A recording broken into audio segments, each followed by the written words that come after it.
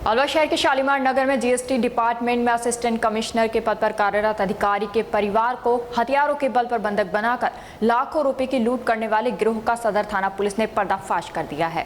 Police ने महज कुछ दिनों में पर्दाफाश करते हुए 4 आरोपियों को हिरासत में लेकर वारदात का खुलासा किया।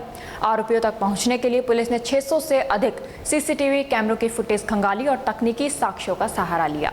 वारदात में 5 अपराधी रहे। घटना वाले दिन आरोपी पैदल और सार्वजनिक परिवहन साधन के द्वारा घटनास्थल पर पहुंचे और मुख्य दरवाजा खुलते ही मकान के अंदर घुसकर परिवार को बंधक बना लिया और पूरी वारदात को अंजाम दिया। लूट के बाद आरोपी अलग अलग रास्तों से फरार हो गए और पहचान छिपाने के लिए कपड़े भी बदले। घटना की गंभीरता को देखते हुए पुलिस अधीक्षक के निर्देशन में विशेष टीमों का गठन किया गया। पुलिस ने 600 से अधिक सीसीटीवी कैमरों की फुटेज खंगाली, तकनीकी साक्ष्य और मुखबिर तंत्र की मदद से आरोपियों की पहचान की। इसके बाद अलग अलग स्थानों पर दबिश देकर चारों आरोपियों को हिरासत में ले लिया। 3 अपराधियों को बापरदा हिरासत में लिया गया है। आज सदर थाना पुलिस द्वारा चारों अपराधियों की पैदल परेड कराते हुए मौका तस्दीक कराई। प्रारंभिक जांच में सामने आया है कि आरोपियों के खिलाफ पहले भी लूट और अन्य गंभीर अपराधों के मामले दर्ज हैं। पुलिस अब गिरोह से जुड़े अन्य सदस्यों और वारदात में इस्तेमाल किए गए संसाधनों की जांच कर रही है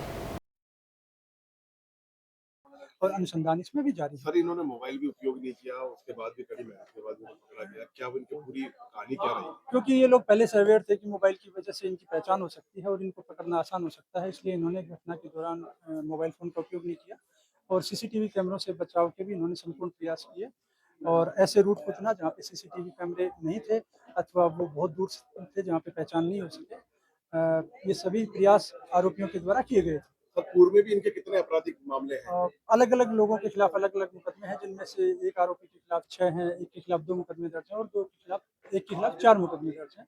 सर, किस तरह रेकी करी थी इन्होंने और किस तरह अंजाम दिया?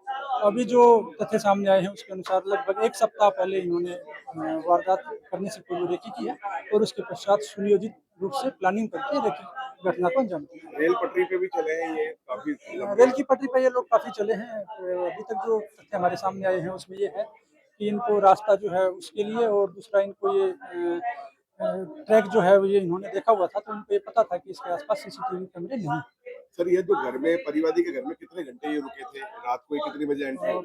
लगभग 1 बजे के आसपास ये लोग एंटर हुए हैं और उसके पश्चात 6:05 के आसपास इन्होंने प्रथम तल के अंदर घुसकर और परिवार को बंधक बनाया है और उसके पश्चात 7:20 के आसपास ही घर से बाहर।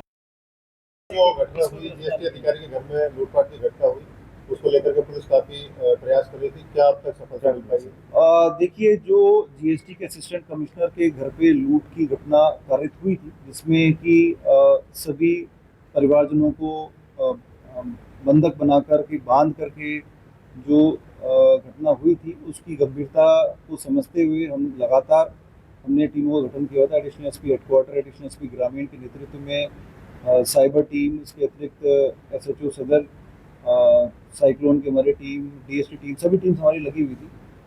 उसमें प्रथम दृष्टया सामने ये आया है कि जो मुलजिम थे वो उनके ऊपर पहले भी लूट, डकैती और हत्या के प्रयास के प्रकरण अलवर जिले में दर्ज है। क्योंकि उनके पास में पुराना क्रिमिनल रिकॉर्ड था, उसके एक्सपीरियंस के बेस पे उन्होंने काफ़ी शातिराना ढंग से इस घटना को अंजाम दिया। पहले 3 व्यक्तियों ने जो पीड़ित है उसके घर की रेकी की, उसकी दिनचर्या को समझा, उसके बाद पूरी प्लानिंग की और 3 व्यक्तियों ने इस घटना को अंजाम दिया।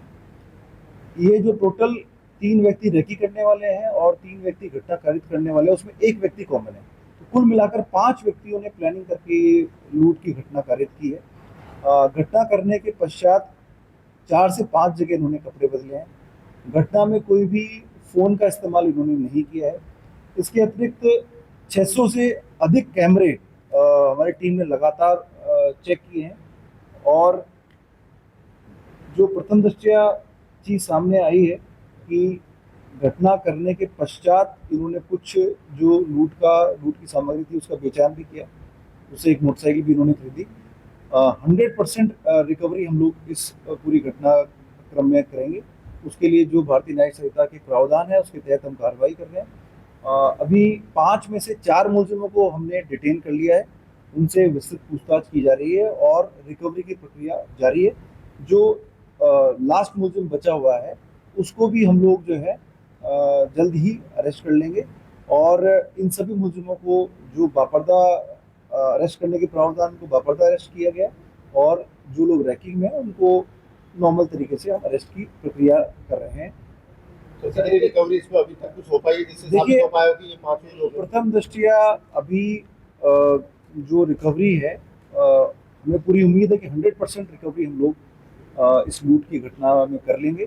कुछ लूट की सामग्री इन्होंने खर्च भी कर दी है, जैसे मैंने आपको बताया कि बाइक भी इन्होंने खरीद दी है।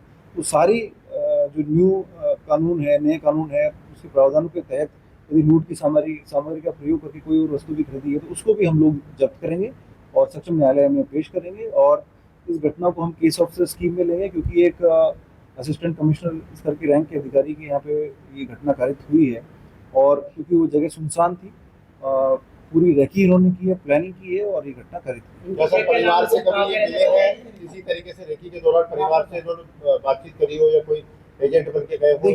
देखिए इस संदर्भ में क्योंकि परिवार के जो लोग हैं उनके सामने उन्होंने अपने पहचान छुपाने के लिए चेहरे ढक रखे थे, फिर भी परिवार के लोगों से भी हम लोग घटना की डिटेल्स और ले रहे हैं। इन सभी लोगों ने घटना में शामिल होना जो है कबूल किया है और इसके अतिरिक्त भी किसी व्यक्ति ने इनको सहयोग दिया है क्योंकि 4 से 5 पब्लिक ट्रांसपोर्ट भी इन्होंने चेंज किए हैं, कपड़े भी इन्होंने चेंज किए हैं। इसके अतिरिक्त पुलिस को गुमराह करने के लिए बार बार उन्होंने रूट बदला है। घटना करने के पश्चात ये मालाखेड़ा की तरफ गए हैं, फिर वापस अलवर की तरफ आए और पुलिस टीमों को गुमराह करने के उद्देश्य से प्लानिंग के तहत शातिराना ढंग से इन्होंने ये घटना कारित की। कहाँ इन्होंने योजना बनाई और कहाँ से आए हैं, कहाँ के रहने वाले हैं? देखिए ये मुख्यतः रामगढ़ और खैरतल तिजारा के रहने वाले हैं और पहले भी इन्होंने घटनाएं की हैं। हो सकता है कि ये लोग पहले घटनाओं में केसवार हों, हो सकता है कि ये कभी जेल में मिले हों। इन सबसे विस्तृत पूछताछ हम लोग कर रहे हैं और आने वाले समय में 100% रिकवरी भी करेंगे। केस ऑफिसर स्कीम में भी इस केस को लेंगे और अलवर की जनता को मैं ये संदेश देना चाहूँगा कि जो परिवादी की तरफ से पुलिस को सहयोग किया गया, जो संयम रखा गया, उसी की वजह से हम लोग पूरा फोकस घटना को खोलने में कामयाब हम लोग हुए हैं। आज आई साहब ने और मैंने भी पीड़ित परिवार से हम लोगों ने भेंट की थी और उन्होंने पूरा विश्वास था, जिस हिसाब से हम लोग दिन रात लगे हुए थे, रेगुलरली उनको अपडेट कर रहे थे। अलवर जिले में जो रिसेंटली 2-3 घटनाएं हुई हैं, उन सब घटनाओं में पुलिस की टीम ने, चाहे एडिशनल एसपी रैंक के अधिकारी हों, CO रैंक के अधिकारी हों, SHOs हों, DST हो, साइबर टीम हो, उन्होंने पूरी टीम की तरह रह के काम किया है। आम जनता ने भी पूर्ण सहयोग दिया है और आने वाले समय में हम लोग इस तरह की घटनाएं ना हो उसके प्रिवेंशन के लिए भी हम लोग प्रयास करेंगे। जो हमारे पास में अवेलेबल नफरी है उसको कैसे ऑप्टिमली यूटिलाइज करना है, कैसे जो चालानशुदा मुलजिम है उन पे और सख्ती करनी है, वो सब हम लोग प्लानिंग करेंगे। अच्छी कार्रवाई भविष्य में भी करते रहेंगे और आम जनता ने जो सहयोग दिया रखा है, पेशेंस रखा है, इतनी सीरियस घटना होने के बावजूद पुलिस प्रशासन पे जो विश्वास किया है, इसके लिए मैं पूरी पुलिस अलवर पुलिस टीम की तरफ से आम जनता को धन्यवाद दूंगा और जो हमारे पीड़ित परिवार है उन्होंने पुलिस पे विश्वास रखा उसके लिए उनको धन्यवाद।